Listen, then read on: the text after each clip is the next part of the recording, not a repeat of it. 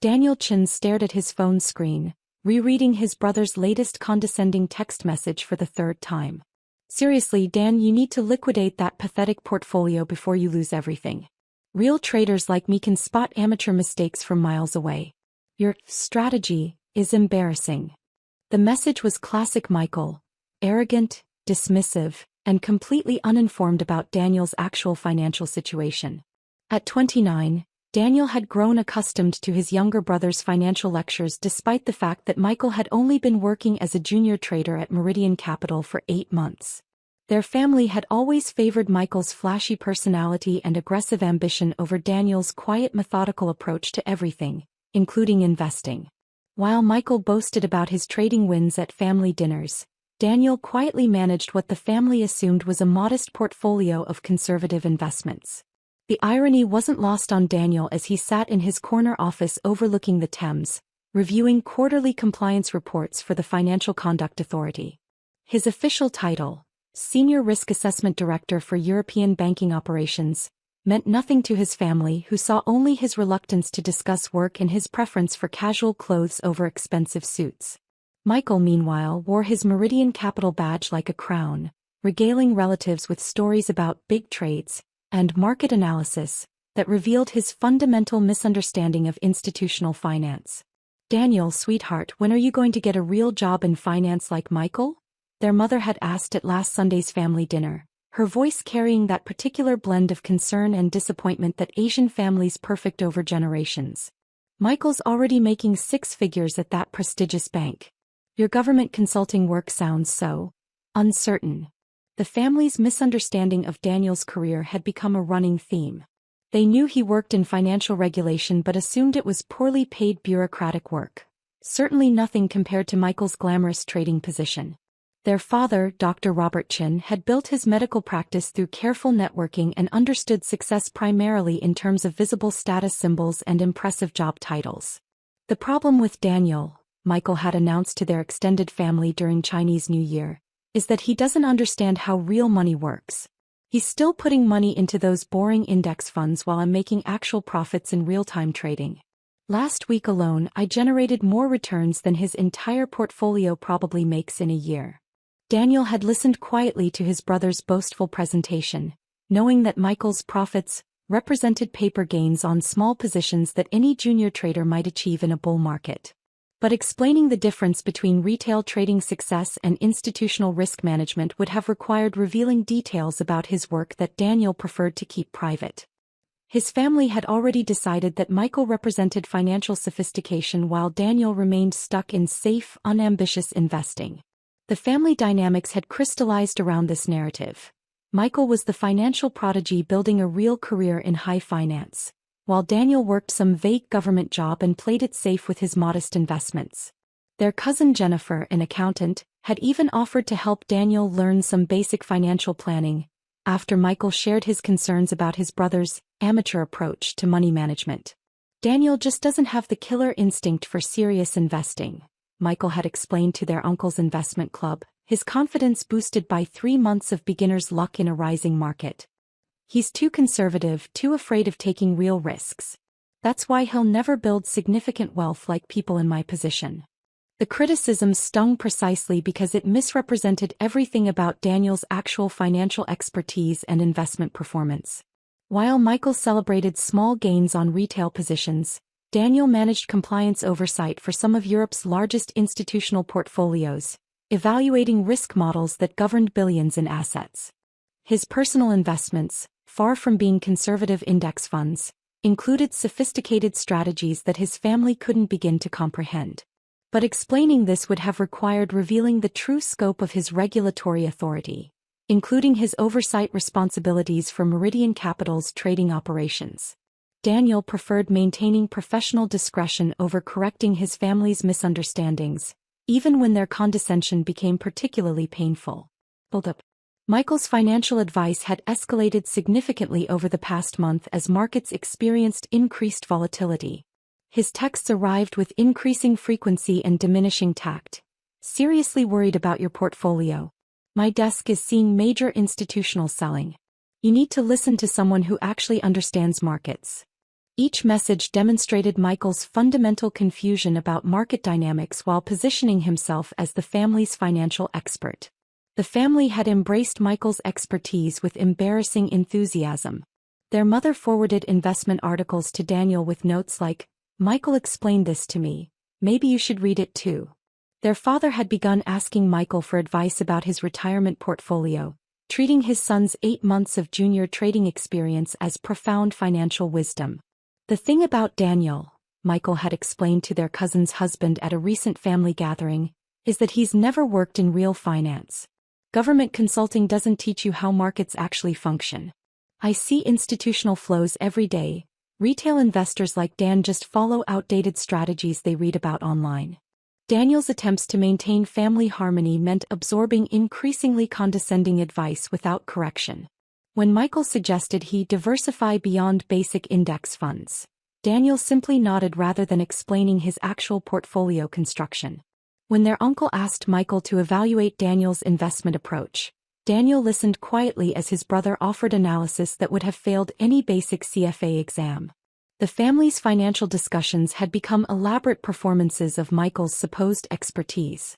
He would analyze market trends with the confidence of someone who had discovered profound truths, while Daniel's quiet questions about risk assessment were dismissed as evidence of his conservative limitations. Their parents beamed with pride as Michael explained complex trading strategies he clearly didn't understand, occasionally glancing at Daniel with expressions that mixed sympathy with disappointment. "Michael's really found his calling," their mother confided to Daniel privately. "Finally, someone in the family who understands how to build real wealth. Maybe you could learn something from his approach. He's always willing to help." The suggestion that Daniel needed Michael's financial guidance represented the culmination of months of accumulated misunderstandings. Their family had constructed an elaborate narrative where Michael's brief trading experience trumped Daniel's decade-long career in financial regulation, where retail investment advice carried more weight than institutional risk expertise. Michael's confidence reached new heights as he secured what he described as a major promotion within Meridian Capital's trading division. "They're giving me increased position limits and direct client interaction," he announced at Sunday dinner. "Management recognizes that I have real talent for reading market sentiment. Daniel, you should seriously consider moving some money to my desk. I could probably get you institutional rates." The offer was delivered with genuine magnanimity, as if Michael was extending extraordinary generosity to his financially naive brother. Daniel's quiet response, that he preferred maintaining his current investment approach, was met with family-wide expressions of concern about his stubborn attachment to inferior strategies. "Sometimes I think Daniel is too proud to accept help," their father mused aloud. "Michael's offering professional-grade investment management, and Daniel insists on handling everything himself with those basic retail approaches." The family's collective judgment had become clear. Michael represented financial sophistication and professional achievement, while Daniel remained trapped in amateur-level investing due to some combination of pride, ignorance, and risk aversion. The narrative was so firmly established that even Daniel sometimes wondered if his preference for discretion was actually harmful to family relationships. On Wednesday morning at exactly 9:15, Daniel walked into Meridian Capital's executive conference room carrying a leather portfolio that would forever change his family's understanding of professional hierarchy. The quarterly compliance review had uncovered significant irregularities in the trading division's risk management protocols, requiring immediate intervention from the Financial Conduct Authority's senior oversight team. Michael was seated at the far end of the conference table when Daniel entered, his confident expression shifting to confusion as he recognized his brother among the regulatory officials. "Daniel, what are you doing here? This is a senior management meeting for traders and compliance officers." Daniel took his seat at the head of the table and opened his portfolio with practiced authority. "Mr. Chin, I'm here in my capacity as Senior Risk Assessment Director for the FCA's European Banking Operations Division. We need to discuss your department's compliance violations and their immediate consequences." The room fell silent as Michael processed the implications of his brother's presence and title. Daniel continued with professional detachment.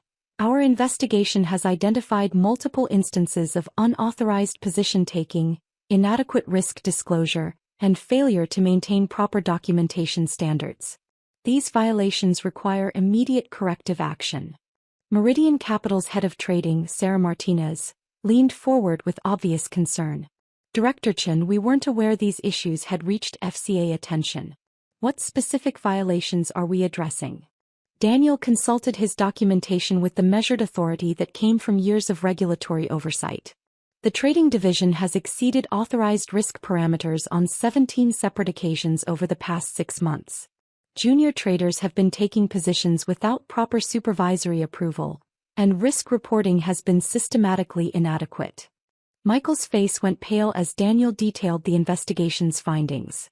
Furthermore, we've identified instances where individual traders have provided unauthorized investment advice to external parties, potentially creating liability for both the institution and the regulatory framework governing retail investment guidance. The head of compliance, James Fletcher, scrambled through his files with increasing desperation. Director Chen, we had no indication these issues were under FCA review. Our internal audits showed minor procedural gaps, but nothing requiring external intervention. Your internal audit procedures are precisely the problem, Daniel replied, his tone carrying the quiet authority of institutional power. The FCA's investigation began after we identified patterns of risk concentration that suggested systematic compliance failures. Today's meeting addresses the immediate consequences of these violations. Michael found his voice, though it emerged as barely a whisper. Daniel, you work for the government financial regulators? I oversee compliance assessment for European banking operations, Daniel confirmed matter-of-factly. Your department's violations came to my attention during routine market surveillance. The corrective measures are non-negotiable and effective immediately. Sarah Martinez reviewed the FCA documentation with growing alarm. What specific actions are required? Daniel outlined the consequences with professional precision. All junior traders involved in unauthorized position-taking will have their trading privileges suspended pending comprehensive retraining. Risk limits for the entire department are reduced by 40% until proper protocols are demonstrated. All client interaction privileges are revoked for traders who provided unauthorized investment guidance. Michael stared at his brother in horrified realization as Daniel continued. Additionally, the department will undergo weekly compliance monitoring for the next 6 months, with quarterly reviews determining whether full trading privileges can be restored. The FCA's intervention transformed Meridian Capital's trading floor within hours. Michael's desk access was terminated that afternoon, his client interaction privileges permanently revoked, and his promotion revealed as meaningless advancement within a fundamentally non-compliant operation.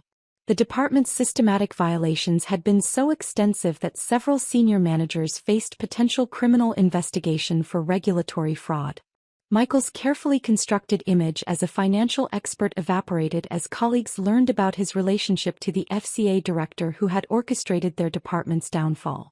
His boastful claims about institutional flows and market analysis were exposed as the uninformed speculation of someone who had fundamentally misunderstood both his role and the regulatory framework governing it. Within weeks, news of the compliance failure reached their family through Michael's forced resignation from Meridian Capital. The prestigious position he had leveraged for months of condescending advice had never actually existed. He had been a junior trader in a non-compliant department that was systematically violating financial regulations Daniel was specifically employed to enforce. Their parents' reaction to learning Daniel's actual title and authority was a mixture of shock and embarrassment. The government consulting work they had dismissed as inferior career choice was revealed as one of the most influential positions in European financial regulation, while Michael's prestigious banking career had been an elaborate fiction built around regulatory violations. The family's financial discussions ceased entirely as they grappled with the revelation that Daniel possessed more influence over institutional finance than anyone in their extended network had ever achieved. His quiet refusal to discuss work had concealed authority over the very systems that govern the markets Michael claimed to understand. Daniel maintained professional composure throughout his brother's career destruction, treating it as routine regulatory enforcement rather than personal vindication. He continued overseeing European banking compliance while Michael struggled to find new employment in an industry where regulatory violations followed candidates between institutions. The sophisticated investment strategies Daniel had quietly maintained were finally revealed to generate returns that dwarfed anything Michael had ever achieved, managed through institutional channels that his former trader brother couldn't access even when employed. Daniel's pathetic portfolio was worth more than Michael would earn in a decade of legitimate trading work. Daniel never gloated about the spectacular reversal of their family's financial hierarchy. He simply continued his regulatory oversight responsibilities, leaving Michael to explain how his investment expertise had been thoroughly fictitious and his trading career had been built on systematic compliance violations that his own brother was professionally obligated to eliminate.